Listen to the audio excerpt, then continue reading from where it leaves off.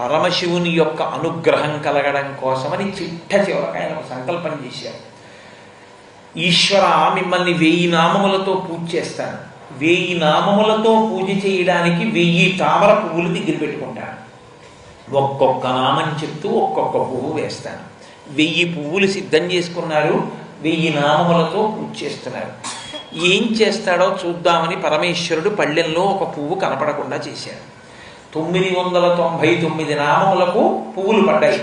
1000వ నామానికి పువ్వు లేదు.